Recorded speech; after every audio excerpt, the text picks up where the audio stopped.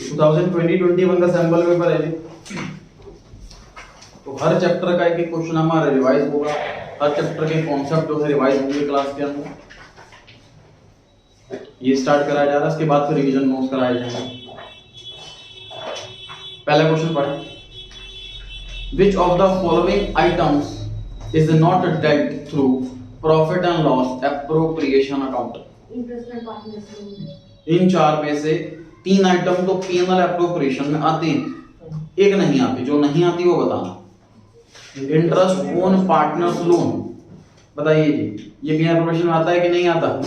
नहीं आता। इसके आगे लिख लीजिए profit and loss account debit side. इसके आगे लिख लीजिए profit and loss account debit side.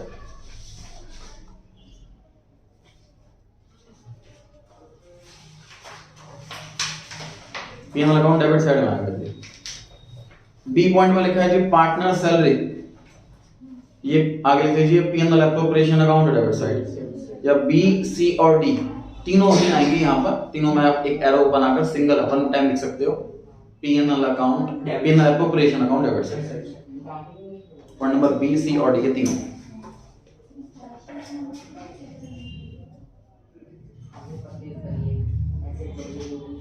Second question, for which of the following situations the old profit sharing ratio of partners is not used at the time of admission of a new partner? इनमें से किस चीज की entry के लिए, किस चीज की ट्रीटमेंट के लिए हम ओल्ड रेशियो का कोई यूज करते ही नहीं एडमिशन चैप्टर में? पढ़ते हैं जी पहला option, when new partners bring only a part of his goodwill. Sir जो नया पार्टनर है वो सिर्फ एक पार्ट लेकर के आ रहा है, तो रिमेनिंग पार्ट क्या करते हैं हम? न्यू पार्टनर के कैपिटल अकाउंट से काट लेते हैं।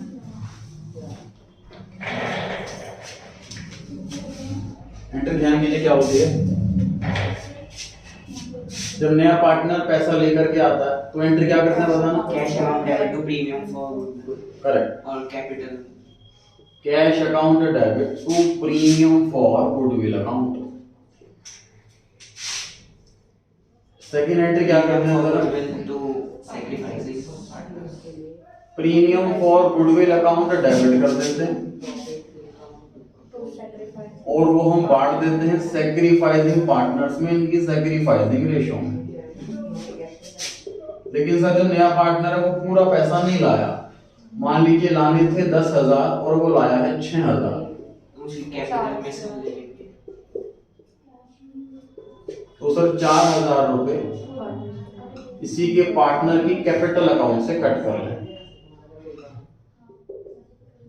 New partner capital account debit 4,000, total 10,000। Sacrificing partner को पैसा उतना ही मिलेगा जितना उनका बनता है, भले ही नया पार्टनर 1 रुपया ना लाए। तो नया पार्टनर 1 रुपया भी नहीं लाया, फिर एंट्री क्या होगी? तो new partner capital to sacrifice. फिर फर्स्ट एंट्री होगी, फर्स्ट एंट्री है प्रीमियम फॉर गुडविल लाने की एंट्री। जितने रुपए भी लेकर के आएगा उतनी से होगी फर्स्ट वाली एंट्री। अगर नया पार्टनर 1 रुपया भी नहीं लाया तो ये फर्स्ट एंट्री नहीं होगी। सेकंड एंट्री में new partner capital debit 10,000 to sacrificing partner 10,000। Premium में हमेशा ध्यान रखें जितने से क्रेडिट करा है फर्स्ट एंट्री में उतने से भी डेबिट करें सेकंड एंट्री। ये दोनों अमाउंट इक्वल रहेंगे। बी पार्ट में कहता है sir when new partner is not able to bring his share of goodwill. B party बताया मैंने भी अभी, 1 रुपया नहीं लाया तो सिर्फ सेकंड वाली एंट्री होगी। C part, when at the time of admission goodwill already appears in the balance sheet. ये एग्जिस्टिंग गुडविल है जो बैलेंस शीट की एसेट साइड में दी होती है। क्या करते हैं इसके साथ? ओल्ड पार्टनर्स में ओल्ड रेशियो में बांटते हैं। ओल्ड पार्टनर्स में ओल्ड रेशियो में बांटते नहीं, राइट ऑफ करते हैं। बांटना मतलब पता क्या होता है? प्रॉफिट बांटना।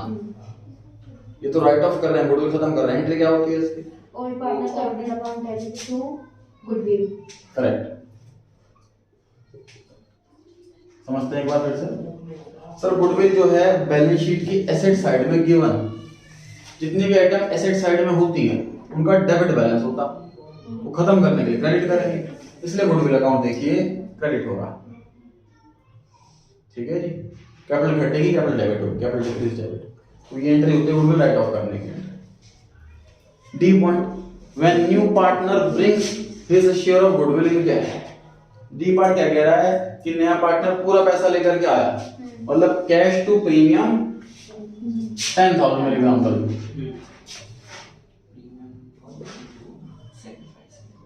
फिर सर मतलब कि new partners capital account debit नहीं होगा, सिर्फ प्रीमियम को कैपिटल अकाउंट डेबिट होगा। इसके अकाउंट से पैसे काटेंगे नहीं, पूरे पैसे दे रहा है, ठीक है। अच्छा, तो क्वेश्चन में सर चारों की हमने एंट्री देख ली। पूछा क्या था कि old profit sharing ratio is used at the time of admission. तो बताइए कि कौन से केस में? सिर्फ थर्ड वाले केस में old profit sharing ratio use हुई है। फर्स्ट, सेकंड और फोर्थ, इन चारों केसेस में सैक्रिफाइसिंग रेशियो यूज हुई। क्लियर हो गई जी बात? थर्ड क्वेश्चन पे आ जाए जी। Reserve capital is not part of, बताइए।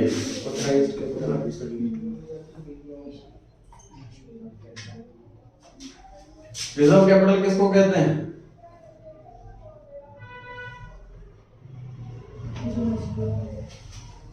रिजर्व कैपिटल किसे कहते हैं बताइए?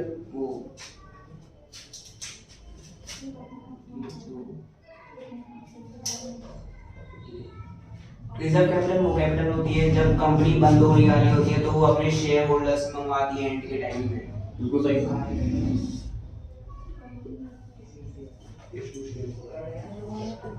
Part of uncalled capital that can be called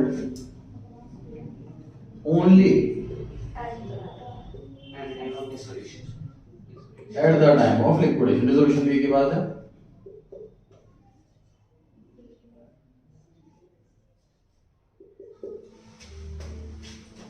company कुछ पैसा रोक लेती है, 10 रुपए का शेयर है, सिर्फ 8 रुपए मंगाए, 2 रुपए रिजर्व कैपिटल में डाल दिए। ये कंपनी अगर बंद हुई तो मंगा लेंगे, अदरवाइज नहीं मंगाएंगे। इसे रिजर्व कैपिटल कहते हैं। पहला पार्ट है जी authorised capital. Sir 10 lakh share हैं और 10 रुपए का एक ऑथोराइज्ड। इसमें से हमने इशू करे 6 लाख शेयर्स, इसमें से सब्सक्राइब हुए हैं 5,80,000 शेयर। सही। और इस 10 में से हमने अभी 8 रुपए मंगाए हैं, 2 रुपए रिजर्व कैपिटल में डाल दिए। समझ पाए एग्जाम्पल को? टोटल कंपनी ऑथोराइज है 10 लाख शेयर से, 10 रुपए का एक शेयर है। 10 लाख में से अभी सिर्फ 6 लाख शेयर इशू करे हैं, उसमें भी 5,80,000 शेयर जो ऐसे हैं जिसमें 8 मंगा लिए और 2 अभी नहीं मंगा, रिजर्व कैपिटल में डाल दिए। अब पढ़ें, reserve capital is not part of, ये 2 रुपए इसके अंदर इंक्लूड है कि नहीं? इंक्लूड है ना?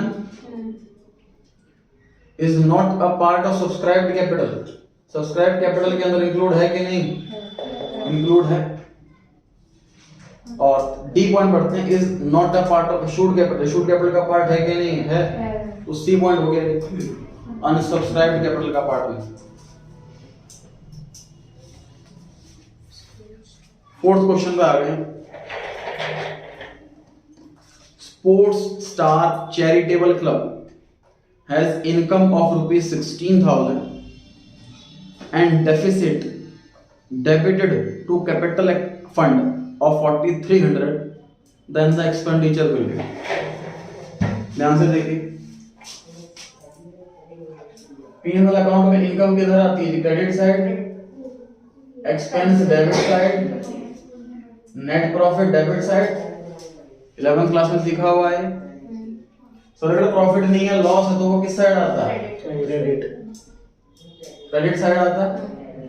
सर आपको एक्सपेंस पता हो, इनकम पता हो, तो लॉस निकाल सकते हैं? निकाल सकते हैं। सर इनकम पता है, लॉस पता है, क्या एक्सपेंस निकाल सकते हैं? यस। यही करना है इस क्वेश्चन में। 20,300। अब एनजीओ की बात करते हैं तो नाम P&L की जगह income and expenditure. Expense expense ही रहेगा, इनकम इनकम ही रहेगी, लॉस की जगह नाम डेफिसिट। जो जो अमाउंट बताए लिखते रहे, इनकम 16,000 गिवन, डेफिसिट 4,300 गिवन है, तो ये एक्सपेंडिचर आ जाएगा बैलेंसिंग शीट का 20,300। सी पॉइंट आंसर हो गया।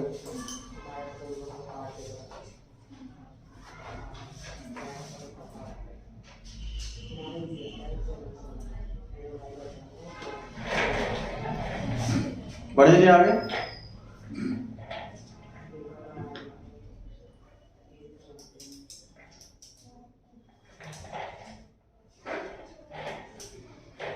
Question number 5। At the time of dissolution of partnership firm, journal entry for the settlement of loan advanced by the firm, firm ने loan दिया हुआ to a partner will be, यहां से पढ़ना है जी, journal entry for the settlement of the loan advanced by the firm, firm ने loan दिया हुआ है, ये फर्म के लिए एसेट है, और एसेट खत्म होती है तो क्रेडिट होती है। तो सर या तो ए ऑप्शन सही है या सी ऑप्शन सही है, बी तो पक्का गलत है।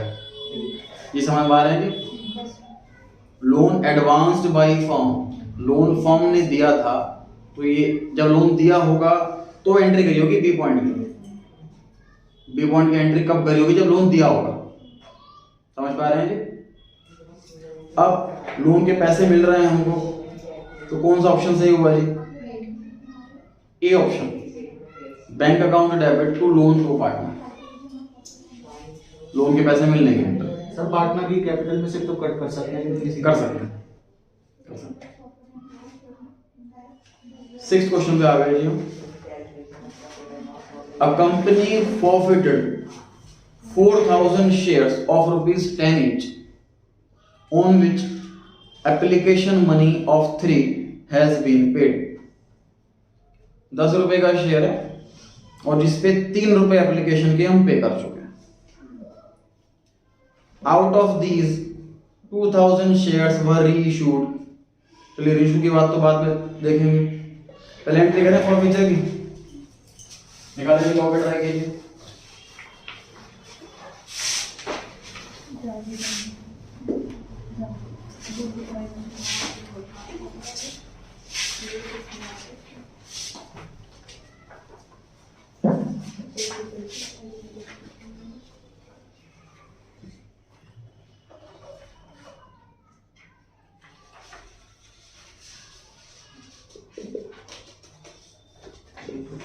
Share capital account debit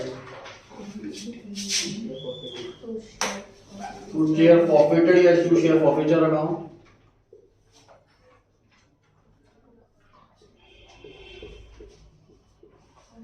to calls in arrears account.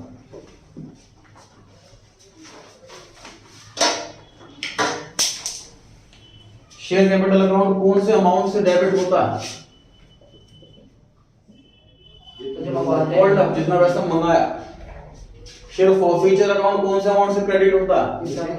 Profit कर लिया, जितना पैसा आया, इंक्लूडिंग या excluding premium? Exclusive, excluding premium. और शेयर में कौन सा पैसा आता है? जो मंगाया नहीं आया। Correct, called and unpaid. Including या excluding premium? Including. Including.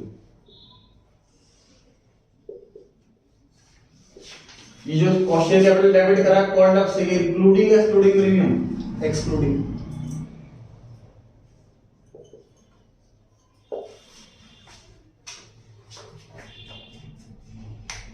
Sample paper के बनाने सिर्फ क्वेश्चन ही कराना ऑब्जेक्टिव नहीं है, मेरा रिवीजन भी कराना ऑब्जेक्टिव है। लगभग हर चैप्टर का क्वेश्चन रिवाइज होता जाएगा। इंक्लूडिंग प्रीमियम है सिर्फ और सिर्फ कॉल्स इन एरियर्स। बेसिकली होता क्या है कि एसपीआर डेबिट में आता है, उसका कॉरस्पॉन्डिंग अमाउंट यहाँ पे इंक्लूड होता है, उसके अलावा कहीं एसपीआर नहीं आएगा, हर जगह एक्सक्लूड रहेगा। इस क्वेश्चन में तो एसपीआर है ही नहीं, तो 4000 शेयर फॉरफिट कर रहे हैं, तो सभी में 4000 से मल्टीप्लाई कर देते हैं।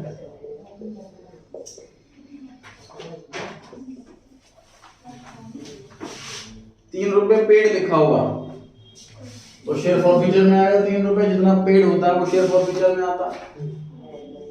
क्वेश्चन में और इंफॉर्मेशन नहीं है, ₹10 का शेयर है तो पूरा मंगा लिया होगा, this is the presumption.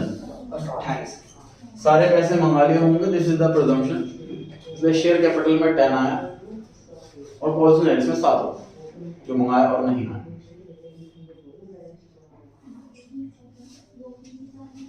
Reissue की एंट्री बताएं जी। बैंक अकाउंट डेबिट कितना, पेड अप वाला जितना पैसा पेड अप, जितना पैसा 4 के बाद लिखा होता है ना।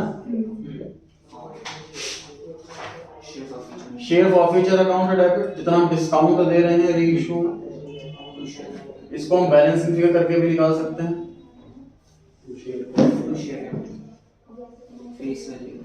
टू शेयर कैपिटल अकाउंट, जो पेड अप से पहले लिखा होता है, जो अमाउंट पेड अप से पहले लिखा होता है वो आता है इसके अंदर। अगर ये वाला अमाउंट गिवन नहीं है उस केस में हम फेस वैल्यू लेंगे, मतलब फर्स्ट प्रेफरेंस ये, सेकंड प्रेफरेंस ये। टू एसपीआर, देखिए अगर बैलेंसिंग फिगर डेबिट में आ रही है तो शेयर फॉरफिचर अकाउंट वो डिस्काउंट है, अगर बैलेंसिंग फिगर क्रेडिट साइड में आ रही है तो एसपीआर। ये हमारी रेशियो की एंट्री होती है पहली। Share forfeiture to capital, share forfeiture account debit to capital reserve account. इसका चैप्टर वीक है, ध्यान से एंट्रीज देख लें। सबसे मेन एंट्री यही है, 3 फॉरफिचर रेशियो में।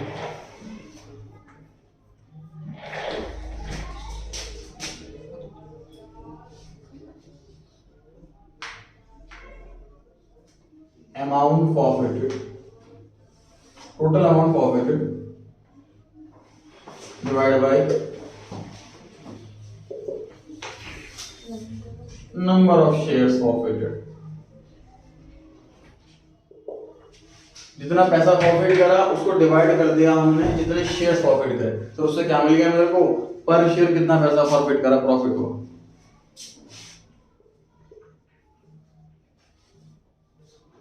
माइनस डिस्काउंट ऑन रीइश्यू पर शेयर। डिस्काउंट कितना दिया है एक शेयर पे, मान लीजिए ₹4 फॉरफिट कर रहे हो और ₹1 का डिस्काउंट दिया, ₹3 बच गए। नंबर ऑफ शेयर्स रीइश्यूड, जितने शेयर्स रीइश्यू करे हैं उससे मल्टीप्लाई कर देना। ये जो फॉर्मूला है ये 100% क्वेश्चन में अप्लाई होता है। ऐसा नहीं सर इस केस में कुछ और होगा उस केस में कुछ और होगा, ये 100% केसेस में अप्लाई होगा।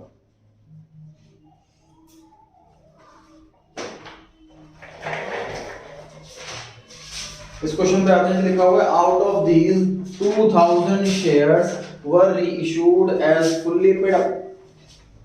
तो फुल्ली पेड अप लिखा हुआ है तो शेयर कैपिटल में 2000 into 10 आएगा, पक्की बात, सही है। क्योंकि पेड अप से जो पहले लिखा होता है वो आता है शेयर कैपिटल में। क्वेश्चन में पेड अप से पहले क्या लिखा है, फुल्ली, फुल्ली मतलब फुल फेस वैल्यू 2000 शेयर। अभी ये नहीं पता है कितने में रीइश्यू करा। आगे लिखा है 4000 rupees has been transferred to capital reserve। मतलब ये सॉल्व करके 4000 रुपए आएगा। एक बार चेक करते हैं, हमने फॉरफिट कितने रुपए किए थे, चेक कीजिए। 12000 रुपए फॉरफिट किए, शेयर फॉरफिचर में लिखा हुआ 4000 to 3 12000 डिवाइड बाय सर कितने शेयर फॉरफिट किए हमने, 4000 शेयर फॉरफिट करे थे। डिस्काउंट रीइश्यू में कितना दिया ये तो पता ही नहीं, कितने शेयर रीइश्यू करे, और कैपिटल रिजर्व कितना आ रहा है इसकी हेल्प से हम ये पता लगा लेंगे कि डिस्काउंट कितना।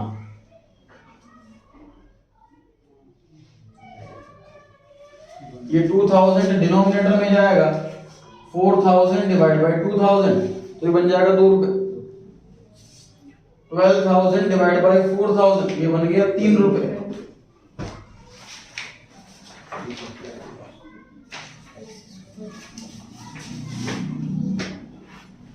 तो x हो गया 1 रुपया।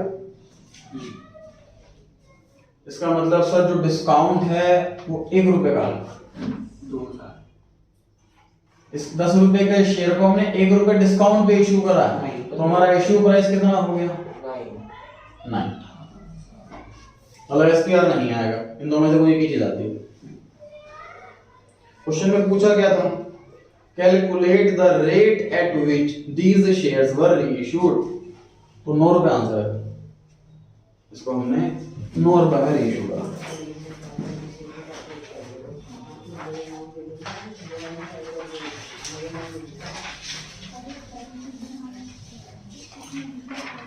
और कर लिया जी सभी ने?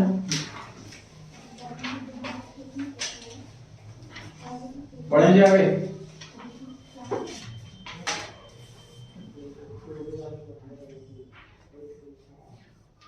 सेवेंथ क्वेश्चन,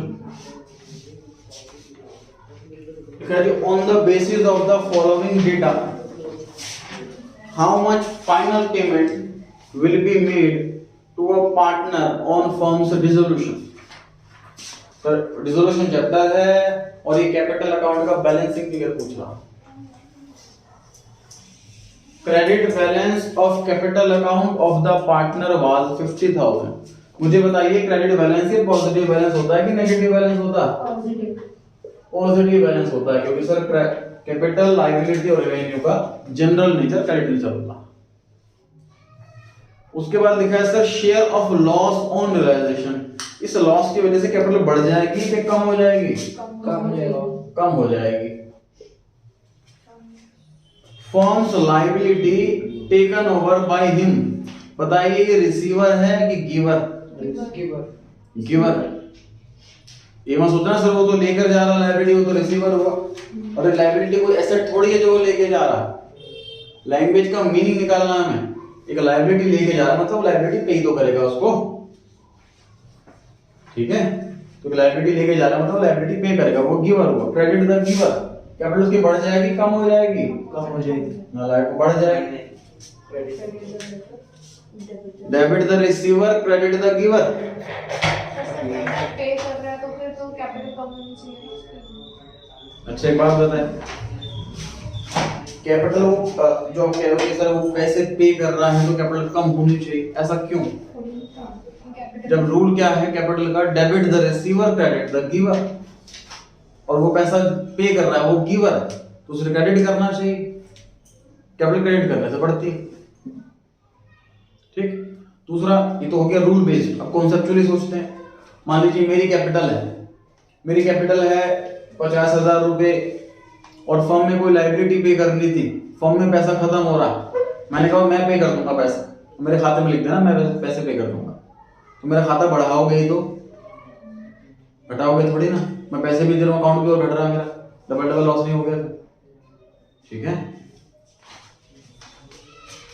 तो कितना आ गया सर? तो फाइनल पेमेंट कितनी की जाएगी इसको? बी ऑप्शन आंसर आ गया।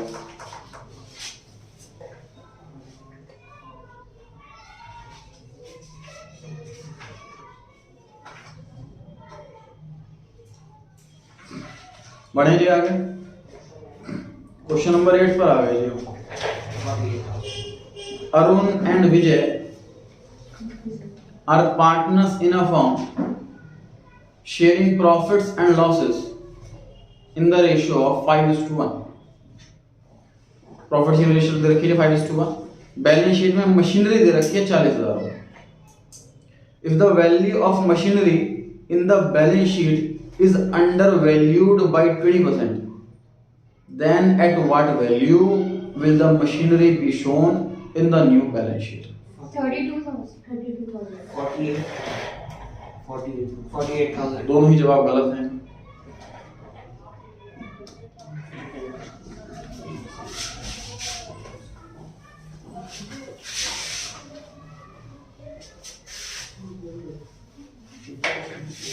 क्या गलती कर रहे हैं?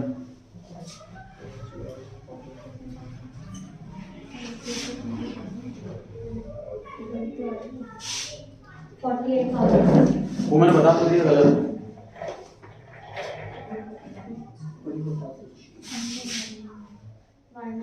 वो भी गलत, 50,000 रुपये।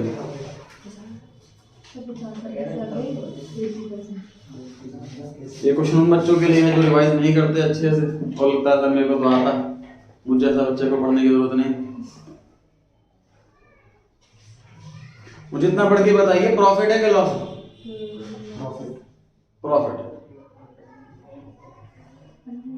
हमें वर्ड की हिंदी नहीं करनी होती, सेंटेंस की हिंदी करनी होती है समझने के लिए। मशीनरी इज अंडर वैल्यूड, इसकी वैल्यू कम लिखी हुई है बैलेंस शीट में। जितनी इसकी रियल वैल्यू है उस कंपैरिजन में इसकी वैल्यू बैलेंस शीट में कम लिखी हुई है। क्वेश्चन ऐसा कह रहा है। अब इसकी वैल्यू ठीक करेंगे तो वैल्यू बढ़ाएंगे, ठीक है। 20% कम कर रखिए, ध्यान से देखिए बोर्ड पर। सर मान लेते हैं कि ओरिजिनल वैल्यू 100 रुपए, तो कितना डिक्रीज कर रखा है? 20 रुपए। कितना लिखा हुआ है? 80 रुपए। अभी जो क्वेश्चन में 40,000 रुपए है, ये किसके इक्विवेलेंट है? 80 के। तो क्वेश्चन में हमसे कौन सा अमाउंट मांगा? 100 मांगा।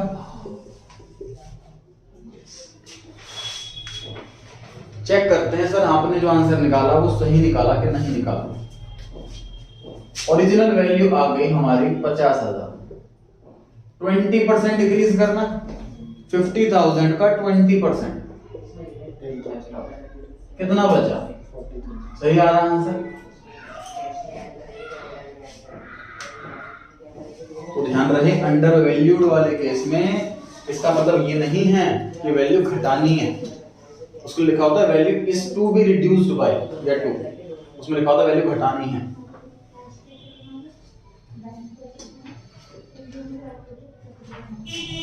इसमें वैल्यू ऑलरेडी घटी हुई है, इसको हमें ठीक करके वैल्यू बढ़ा करके लिखना।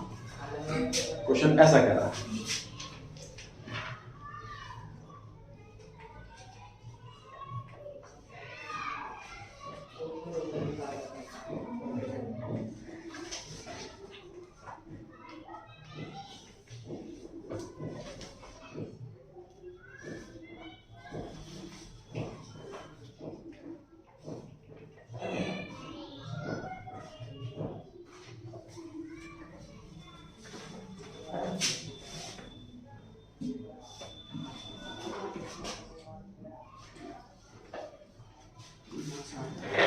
पढ़े जी आगे।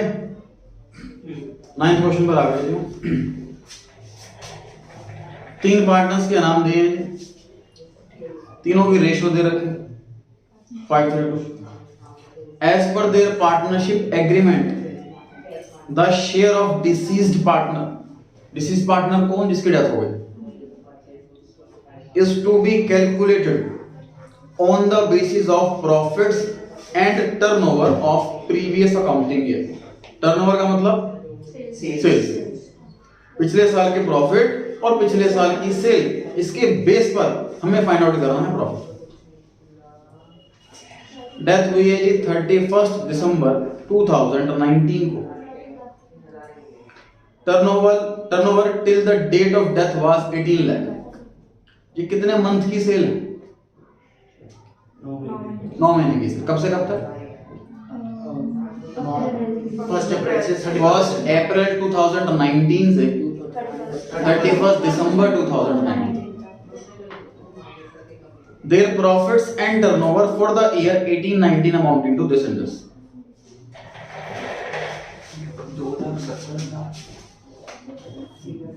Last year's profit divided by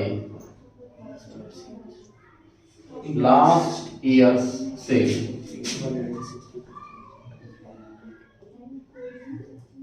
into current year's sales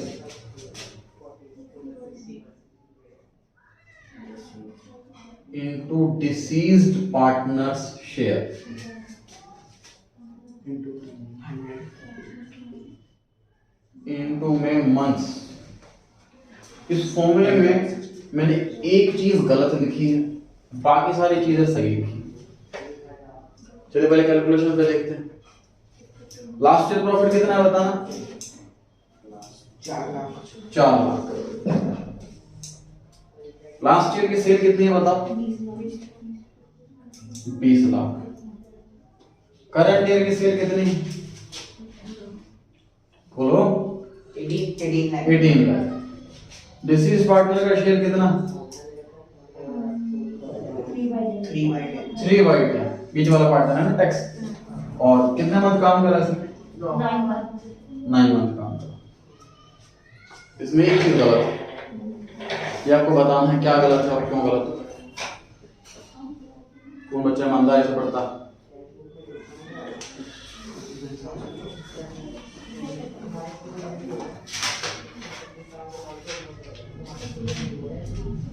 reason के साथ आंसर देंगे।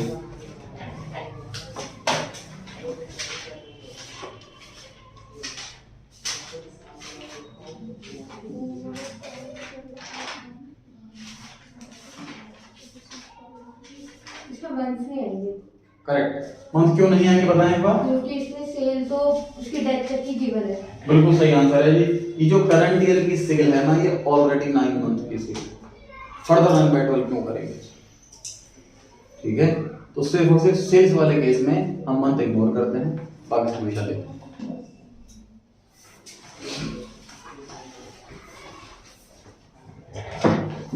बताएं जी कितना आंसर आया?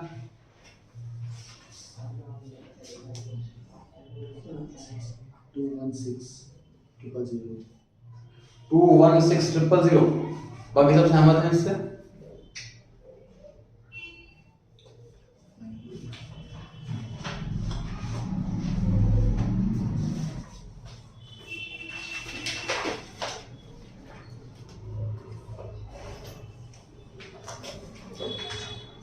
एक लाख 8,000। चेक करो। सही। इंटू 100 ही करो। इंटू 100 क्यों? नहीं, वैसे हम वैसे तो कर सकते हैं कि last year profit upon last year sales into 100 करोगे फिर 100 से डिवाइड भी करना पड़ेगा। हाँ वही है ना, एक बार मल्टीप्लाई करोगे एक बार डिवाइड करो, क्या फायदा? सर 4 लाख का प्रॉफिट अगर 20 लाख की सेल पे है तो 18 लाख की सेल पे कितना प्रॉफिट होगा? इससे प्रॉफिट आ जाएगा इन 9 महीनों का, और जिसकी डेथ हुई है उसको उसके शेयर के बराबर देंगे। ठीक है, तो ब्लैंक जो दे रखा है उसमें लिख लें 1,08,000। वो कैलकुलेशन नोट कर लें, फॉर्मूला भी नोट कर लें।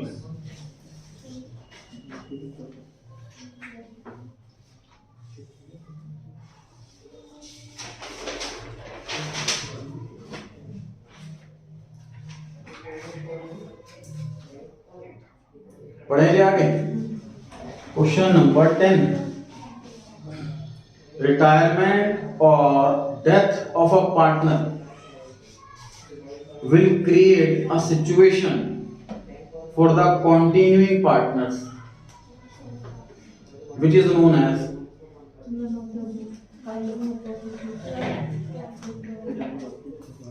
बताइए।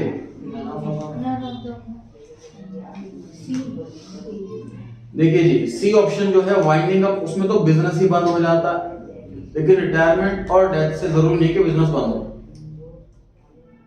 और बी ऑप्शन कह रहा है कि सर मुझे बताओ ए और बी में फर्क क्या है?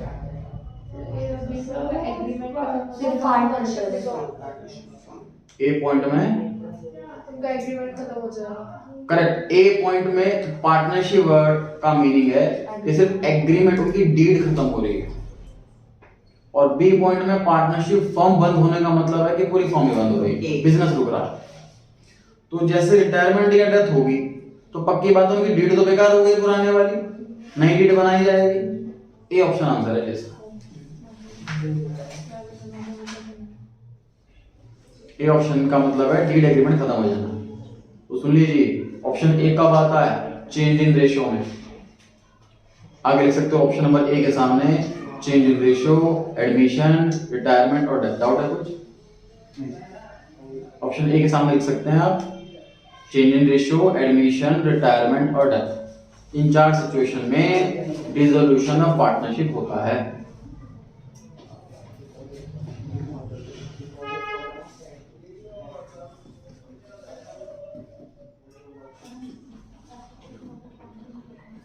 बढ़े आगे 11th क्वेश्चन। अच्छा, जो पॉइंट नंबर सी था क्वेश्चन नंबर 10 में, जो ऑप्शन नंबर सी था, तो बी और सी दोनों ऑप्शन सेम है। दोनों ऑप्शन सेम है, बी और सी। बस इन जनरल वाइंड अप जो है वो हम टर्म कंपनीज में इस्तेमाल करते हैं इन जनरल, बाकी दोनों का मीनिंग सेम है। चलिए 11th पर आ गए जी। एबीसी पार्टनर हैं जी, सी नहीं रहे, 18 दिसंबर 2019 को डेथ हुई है इनकी। And as per the agreement surviving जो बचे हुए पार्टनर हैं ए और बी डायरेक्टेड द अकाउंटेंट, मतलब हमें बताया गया है to prepare financial statements as on 18 December 2019, final account बनाए। And accordingly the share of C deceased partner was calculated as 12 lakh. Profit जो है कैलकुलेट करा गया पीएनएल के हिसाब से 12 lakh. Which account will be debited to transfer C's share of profit? Appropriation account. A option, suspense. Profit and loss suspense account. Sir जब भी death वाला केस होता है और हमें इंटरिम फाइनल अकाउंट्स बनाने पड़ते हैं, ट्रेडिंग पीएनएल या बैलेंस शीट, देखो पीएनएल एप्रोप्रिएशन अकाउंट या पीएनएल अकाउंट, ये दो टर्म तो हम इस्तेमाल ही नहीं कर सकते 31 मार्च से पहले। 31 मार्च से पहले पीएनएल या पीएनएल एप्रोप्रिएशन ये टर्म इस्तेमाल ही नहीं कर सकते। तो टेम्पररी रूप से इसलिए एक अकाउंट बनाया जाता है पीएनएल सस्पेंस। जब ईयर खत्म हो जाएगा ना, तो इस अकाउंट को हम राइट ऑफ करेंगे पीएनएल एप्रोप्रिएशन अकाउंट से। वो राइट ऑफ करने वाला पार्ट हमारे कोर्स में नहीं है। ऑप्शन नंबर ए आंसर है जी। जो अमाउंट की कैलकुलेशन दे रखी थी वो सिर्फ इंफॉर्मेशन का कोई यूज नहीं था। जल्दी एंट्री बताना है इसकी। PNL suspense to deceased partner capital account, correct. PNL suspense account debit to C's capital account, ये इसकी एंट्री बनती है। इस क्वेश्चन में एंट्री पूछी होती है। 12th क्वेश्चन पे आ जाए। EFG 3 पार्टनर हैं जी, 3:3:2। ये इनकी प्रॉफिट शेयरिंग रेशो दे रखी है। As per the agreement, partnership agreement, G is to get a minimum amount of 80,000 rupees as his share of profit every year। 80,000 रुपए इसको गारंटी दे रखी है। And any deficiency on this account is to be borne personally by E। जितना पैसा जी में कम पड़ेगा वो ई देगा अपने पॉकेट से। The net profit for the year is 3,12,000। तो कितनी डेफिशिएंसी बॉर्न करनी पड़ेगी? 2000। देखिए सर 3,12,000 का प्रॉफिट है 2/8 और जो जी है उसका शेयर है 2/8। देख सकते हैं कि 3:3 ये आ गया जी 78,000 और हमने गारंटी दे रखी थी इसको 80,000। तो डेफिशिएंसी कितनी हुई? 2,000। इस क्वेश्चन में ये पूछा जाए कि बताइए फाइनल पेमेंट ई को कितनी मिलेगी, फाइनल प्रॉफिट ई को कितना मिलेगा। कैसे कैलकुलेट करेंगे सर? सर हम क्या करेंगे, 3,12,000 तो टोटल प्रॉफिट है, मल्टीप्लाई बाई 3/8 इसका शेयर है। ये कितना है? 37,000 मिलेगा। ये 39,000 का है। गलत बताया। एक सेकंड।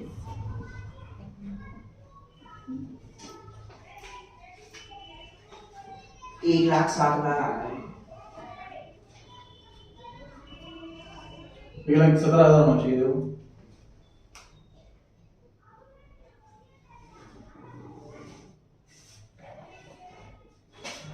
1,17,000।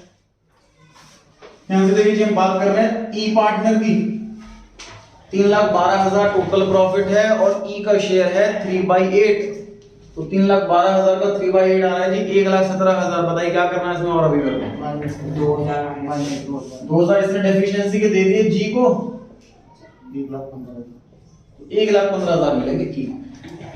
इसमें पूछा होता फाइनल प्रॉफिट ई को कितना मिलेगा, तो सर कितना मिलेगा 1,15,000। समझ आ गई बात? सर फाइनल प्रॉफिट एफ को कितना मिलेगा, 3,12,000, 1,17,000। 1,17,000। देखो ई और एफ दोनों का शेयर इक्वली तो है, दोनों का शेयर ही 3:3 है, 3:3। बस ई वाले में 2,000 माइनस हो गए क्योंकि इसने गारंटी दे रखी थी, एफ ने गारंटी नहीं दे रखी, इसमें कुछ माइनस नहीं होगा, एज इट इज रहेगा। ठीक है,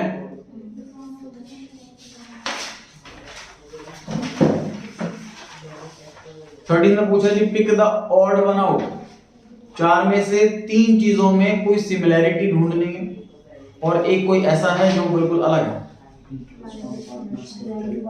तो पहले में लिखा है रेंट टू अ पार्टनर, दूसरे में लिखा है मैनेजर्स कमीशन, तीसरे में लिखा है इंटरेस्ट टू पार्टनर्स लोन, चौथे में लिखा है इंटरेस्ट ऑन पार्टनर्स कैपिटल। बताइए जी कौन सा ऑप्शन सही लग रहा है आपको? इंटरेस्ट ऑन पार्टनर्स कैपिटल एक आंसर आया है, और कोई आंसर? मैनेजर कमीशन एक आंसर आया है, rent to partner. Rent to a partner एक ही बचा है बस। अच्छा सभी अब रीजन के साथ आंसर दें, किस वजह से आप अपना आंसर दे रहे हैं? हाँ जी आप बताएं क्या पढ़ क्यों आंसर दिया? Sir rent to a partner, managers commission, interest on partners loan, ये सारे पीएनएल अकाउंट में आते हैं और इंटरेस्ट ऑन पार्टनर्स कैपिटल में पीएनएल एप्रोप्रिएशन में। पहले 3 ऑप्शन पीएनएल में आते हैं, चौथा एप्रोप्रिएशन में आता है, ये वजह है। आपकी क्या वजह है मैनेजर कमीशन बोलने की?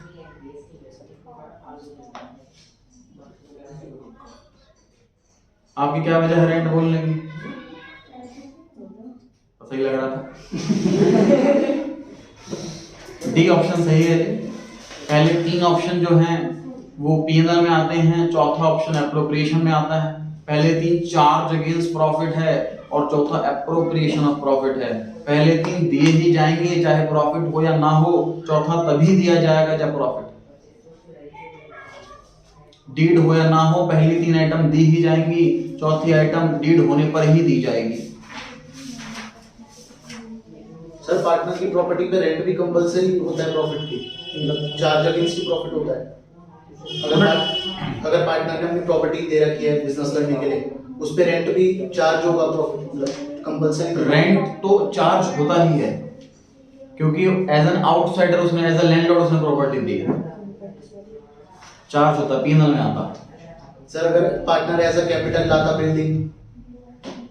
अच्छा देखो ध्यान से सुनो मेरा पॉइंट कि सर एक पार्टनर ने, 3 पार्टनर ने फर्म ज्वाइन करी है, 2 पार्टनर ने पैसा लगाया है, cash account debit to A's capital, cash account debit to B's capital.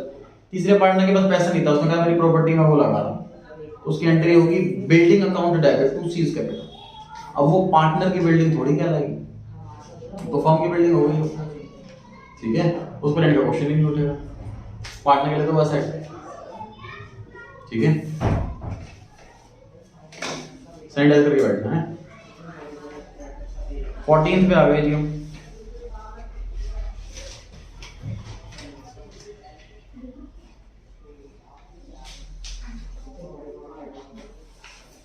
पढ़े जी 14th क्वेश्चन, पहला part, from the following information calculate the amount to be charged to income and expenditure account for the sports material consumed. कुछ दिन पहले करा है जी हमने रिवीजन क्लास में, स्पोर्ट्स मटेरियल कंज्यूम्ड निकालना। क्या फॉर्मूला होता है जी कंज्यूम्ड निकालने का?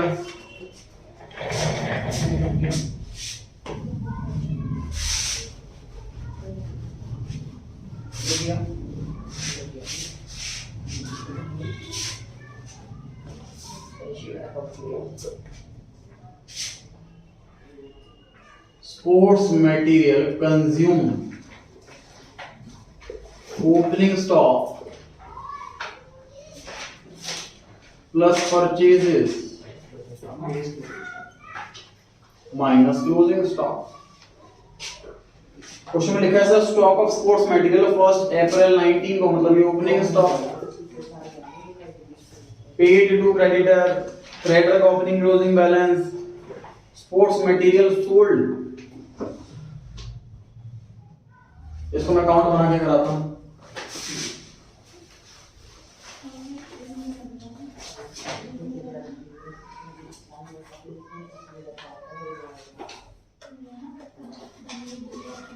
स्पोर्ट्स मटेरियल अकाउंट,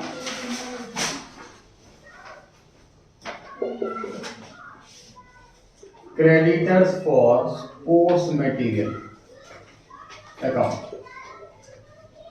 सोल्ड वाला केस मैंने टॉपिक वाइज में कवर अप नहीं करा था, फुल फ्लैट क्वेश्चन में कवर किया हुआ नोट्स में। नोट्स में मैंने क्वेश्चन कराए थे कंजम्पशन वाले, उसमें परचेज है, सेल नहीं है। जो फुल फ्लैट क्वेश्चन है उसमें कवर अप कर रखा है मैंने सेल वाला केस।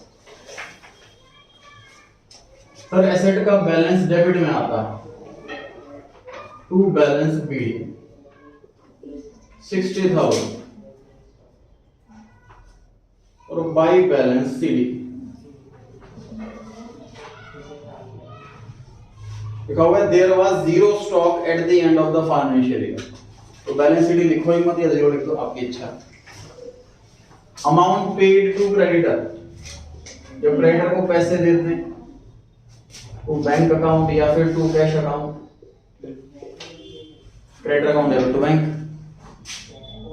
क्रेडिटर का ओपनिंग बैलेंस 1 लाख, तो क्रेडिटर लायबिलिटी होती है, लायबिलिटी का ओपनिंग बैलेंस क्रेडिट साइड में आता, by balance PD. Closing balance 80,000,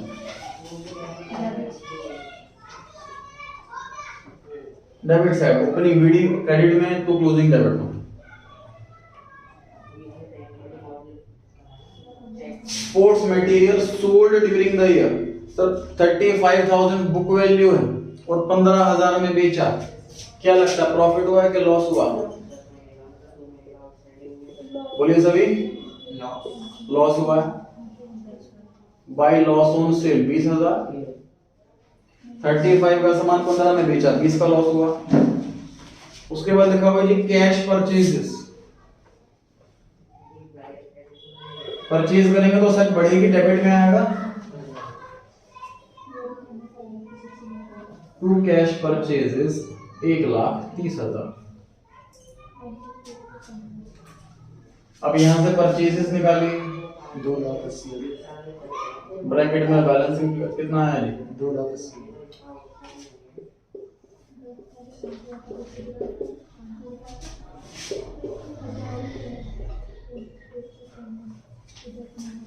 purchase आ गई sir 2,80,000 to creditor. Opening stock कितना था, इतना हमने कैश में खरीदा, इतना उधार में खरीदा। टोटल स्टॉक कितना हो गया जी हमारे पास, कितना है टोटल?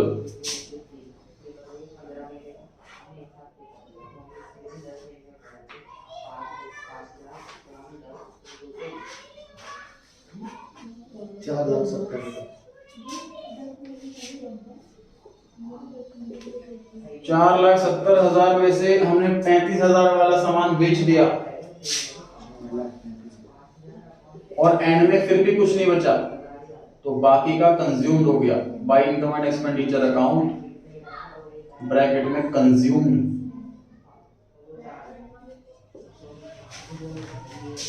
क्वेश्चन में यही पूछा था कि कंज्यूम्ड कितना है, ये कैलकुलेट करके बताना है। तो ये आंसर है हमारा जी 4,35,000। 3 नंबर का क्वेश्चन है। एमपीओ में 4 क्वेश्चन आते हैं एमपीओ से, 6 नंबर का लॉन्ग क्वेश्चन, 3 नंबर का इसी टाइप से शॉर्ट क्वेश्चन और 1 नंबर का 1 मार्क वाला क्वेश्चन। कंज्यूम्ड वाला आ सकता है, एक सब्सक्रिप्शन वाला आ सकता है, चॉइस सब्सक्रिप्शन वाला क्वेश्चन।